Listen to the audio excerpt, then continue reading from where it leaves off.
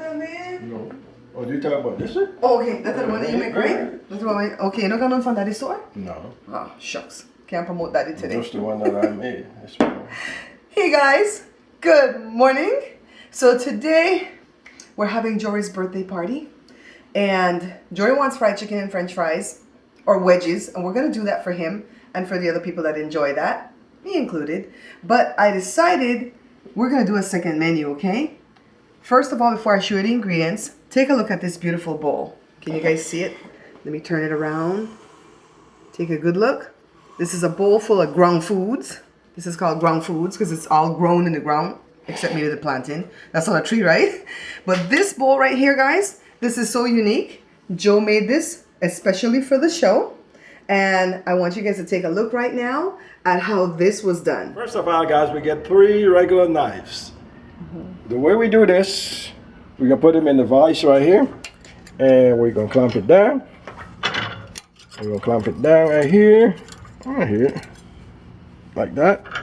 And we take the saw, the hacksaw, and what we're going to cut it at this point right here. Right there, see, we can cut it right there. But I don't need to cut no more because I already cut 3 of them already. So,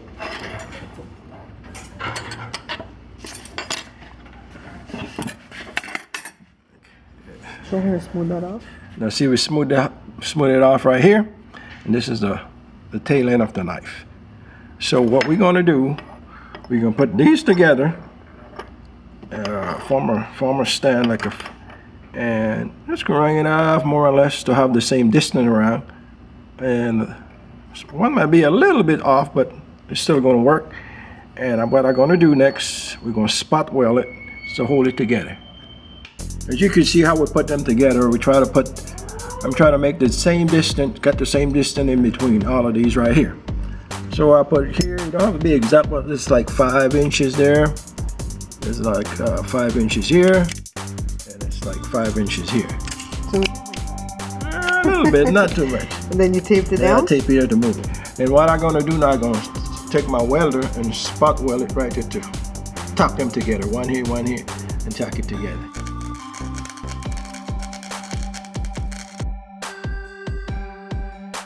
So tuck it underneath there, and tuck it up a bit. What I'm gonna do, I'm gonna cut all this off from the top. You're gonna smooth it off? Yeah. Okay.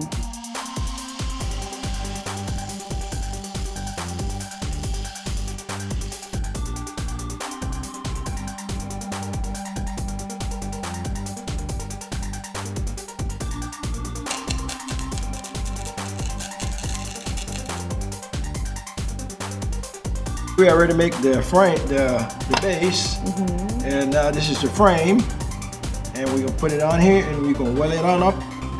We're gonna weld it up, and then after that, we're gonna start to put the knife, the spoon, and the forks around.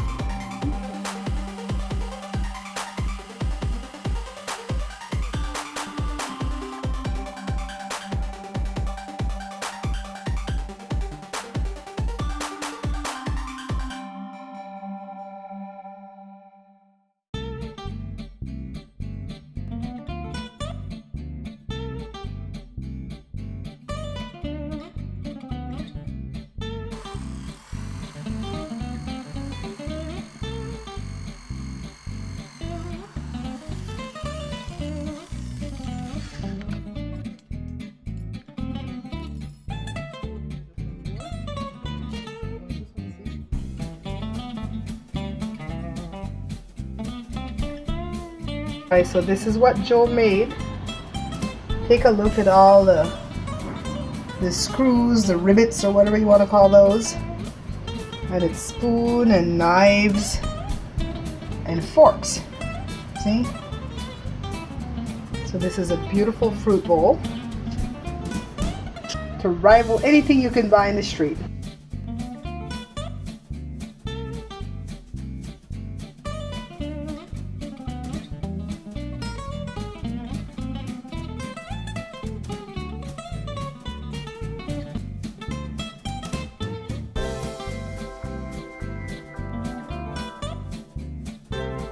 I used to spot weld the bowl, but I don't like how the the spot welder discolor the spoons.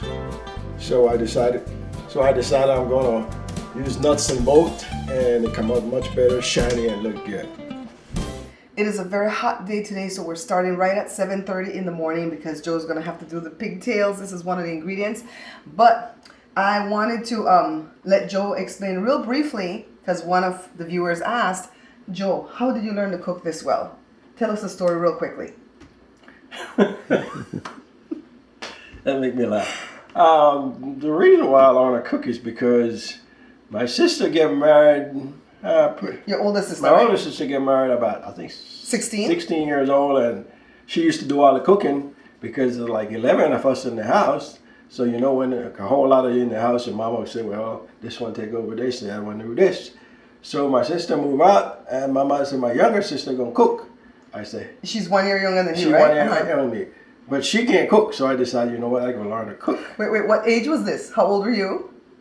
About, I would say 15, 14, 14. No, he told me he was 16 and 16, his something, I sister remember. was 15. Something like and that. she couldn't cook, so he decided, I better take over and learn to cook. And then what happens now? You're going to be 59 and she's going to be 58. Can she still cook? I'm going to be 59 and she's going to be 58 and she still can't cook. Let's see if she watches the show, right? So let's get off into the ingredients that we're going to need for the second most popular dish in Belize, next to rice and beans, stew chicken, and potato salad. We're going to need pigtails, and I got it from Daddy's store. This is Daddy's brand, Bluefield raw cured pork tails packed in the brine, guys. Now, I don't like pigtails, but it has nothing to do with the fact that it's the tail of the pig. I just don't like that it has no meat. So let's go over the other ingredients that we're going to be needing. So this dish, you can have 3 different form of meats or protein, or you can have no meat at all and you're still okay. So this is a rich man's meal or a poor man's meal, okay? So we already went over the pigtail, and we're going to use fish. Normally in Belize, we would use snapper, right? Whatever fish you want. But we can't afford snapper over here, and it's all raised on a farm anyways, so we're doing this Atlantic salmon, which is probably raised on a farm anyways, but who cares? We're going to do eggs, and the egg, you put 1 for each person that's going to eat the meal. So we have a lot of people that are going to eat, so we're going to put more eggs, but I just kind of grabbed some for you. And now take a look at the ground foods. So this is ripe plantain.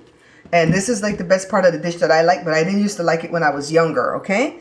This is yucca or cassava. In Belize, we know it as cassava. Over here in America, they call it yucca. And these right here, these ugly hairy things, I don't like these at all. This is taro. Over here, it's called taro. In Belize, it's called cocoa. These are regular potatoes, and this is a sweet potato. So these are all the ground foods. I'm going to put them back in here, make it look pretty, that we're going to be doing, and everything's going to be boiled, okay? So that's why it's called boil up. So anyways, over here, this is some tomato sauce that we're going to use with onion to make a sauce. You can actually put coconut oil in the sauce, but I'm not going to do that because I want us to have options. I don't really like the smell of this in the sauce, so you could pour this separately on top of your meal. Everything's going to be boiled in water and coconut milk. Any brand will do. I'm not promoting that brand. And then we're going to make boiled cake. This is just 2 cups of flour. I'm going to put 2 teaspoons of baking powder in this when the time comes. And you can either make this with milk or you can make it with water. I'm opting to do it with water today because I've invited a guest to the party that's vegan. Well, actually now she says she's segan, which means she's eating seafood. So I figured this dish would be so awesome for her because she can have these, which all comes under her vegan stuff. This comes under her vegan stuff. This does too. And if I put water in this, this does. She doesn't have to eat the egg and she doesn't have to eat the pigtail. So I figure my beautiful guest can still enjoy the party with us and she doesn't have to have the fried chicken. And is that why we came up with the idea, or you just wanted this? Just wanted. Joe really wanted to boil it. My sister loves it. Her husband loves it.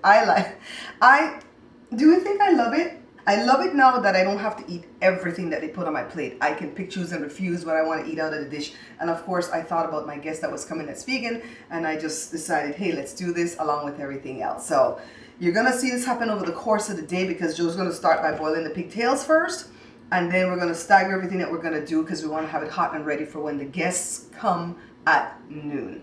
Joe's taking care of the pigtails, and don't they look like exactly what they are? The tails of the pig. He's gonna do this whole batch because we have quite a few people coming that are into pigtails. Meanwhile, let me go ahead and get some water on my eggs. I've decided to do a whole dozen because I want to give my guests the option of having half an egg or a whole egg on their plate. So let me move this over to the stove and let Joe get some water in his pot. So this is the pot with the pigtails. And Joe's going to allow this to come to a boil. Then he's going to throw off the water and then put fresh water and boil it some more because we want to take out all the salt. The eggs are going. As soon as these are done, I'm going to shock them with the ice and peel them and set them aside. And then the rest of the food is actually going to be made right when the guests are coming, okay? Now, I'd like for Joe to elaborate with us. Joe, I know you told us that you learned to cook because you didn't want to eat your sister's cooking, but did you actually watch somebody? How did you actually learn? I was trying to learn by watching my mother and my older sister. And I used to like the kitchen, so I was in there all the time, doing something. And then when my sister got married, I think about age 16, my mama said my younger sister would take over. I said, hell no.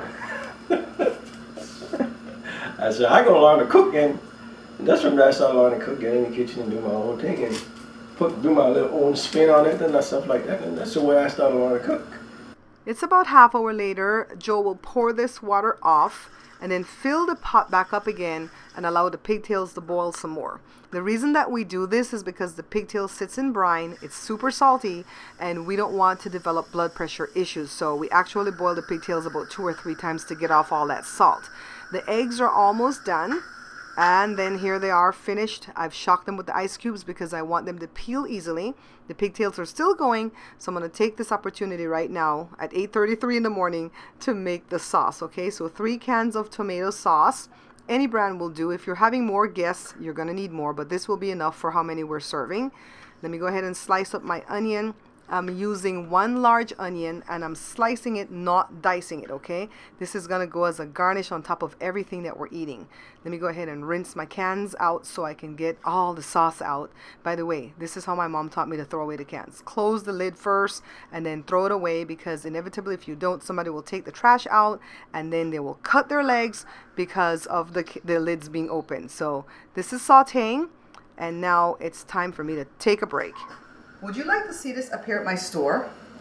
I mean, when you order it, that's when Joe would build it. It takes him about 3 days, right? 2 or 3 days to make. And so I would say the turnaround time would be a week. But they would all be unique to you. And we figure maybe at $100 to price it out at for the labor that Joe puts into it and the materials. But it would be very unique, a unique thing for you from the Bear Pantry Show. So let me know, give me some feedback as to whether you would want to see this appear at my store at bearpantryshow.com, okay? It's time to take care of the ground foods because the guests are on their way. Joe is taking care of the cassava. Over here in America, this is known as yucca. My sister swears that the word is yucca, and I'm not sure, so I'm not going to argue with her. Normally, this peels more easily, but this one's being very stubborn, so I'm going to go ahead and grab a knife and help Joe peel the rest of the stuff. So remember, it's the sweet potato, the regular potato, the coco or taro, and of course the cassava. So Joe is just rinsing all of this off under this faucet. And this is the trick, guys. A lot of people don't know that when you're making Belizean boil up, you should boil it in water and coconut milk. A lot of people just boil it in water. And so that's why Joe's boil up tastes a lot different. Pigtails are ready, eggs are ready. I still have to do the boiled cakes. Joe is taking care of the plantains. Now this dish calls for green plantains also, but nobody I know likes green plantains. So we're just going to do the right ones, all right? Just omit what you don't like. So Joe is peeling it up. It peels very easily. He's going to chunk it into 3s because 1 piece is a serving. When I was a kid growing up in Belize, I didn't really like plantains, but as I got older, I've learned to really love them, especially the ripe ones. So Joe is just showing us that all the stuff is in here, and now he's just going to allow it to boil. And the way this dish works is you take out of the pot what's done first. Oh, the sauce is ready too, by the way. So he's taking out the plantains first because those are done first. And that's what you do. You just continuously go back to the pot, stick the stuff with a serving fork to see what's soft, and then you take that next item out. Now he's prepared the fish. He just seasoned it with salt and black pepper and tossed it in the same water that all the ground foods were boiled in. So all the starch is getting on the fish right now, which makes it so much more delicious, okay? I'm going to go ahead and make the boiled cake. I'm showing you everything's ready, okay? Everything's ready. The party guests are almost here. 2 teaspoons of baking powder to 2 cups of all-purpose flour. And like I said before, I'm going to make it with water and not milk because I want my vegan guests to be able to eat this. So let me just go ahead and get this worked in until a dough forms. Very simple. You want to pour the liquid a little bit at a time. And I'm sure a lot of people will make their boiled cake differently, but this is the easiest way I know how. And I try to make things easy at the show and in my home, okay? So the dough is ready. I'm going to cut off a piece just to show you guys how to make it. And you could just like do this and pat it down with your hand like this. And I always get a fork and stab it. You don't have to. That's just a design. And then toss it into the pot of boiling water. The same water again. You don't toss out that water with that milk. Or you can also use your rolling pin to flatten it out a little bit. You don't want them too thick because they're not going to cook in the middle if they're too thick. So let them cook for about 1 minute to 1.5 minutes on each side and then toss them. Just kind of like when we do the bagels. All right, guys. So remember, it's a birthday party for Jory. So that's why we have fried chicken going on over there. But this is the boil up. Take a look. The boiled cakes, the eggs, the fish, pigtails, the ground foods, and the sauce, and the coconut oil. And now Joe is going to show you our studio audience. Okay, folks, these are all my studio audience here. Hi, Joe. Happy birthday, Jory. Happy birthday, Jory. And we come over here. Happy birthday, Jory. Jory. And this is Rory. Happy birthday. And this is Derek over here. Take a look at the finished product. Isn't this just beautiful? Now it's time for birthday cake. 27. 25. No. But I just want to see that he's 25. No, 25. Let's see. How chill. Small pieces. Nobody needs to know that. Shut up, Rory. I can cut it. Let's see yours part 27. I'll take a I'm sorry. And of course, no celebration is complete without a selfie.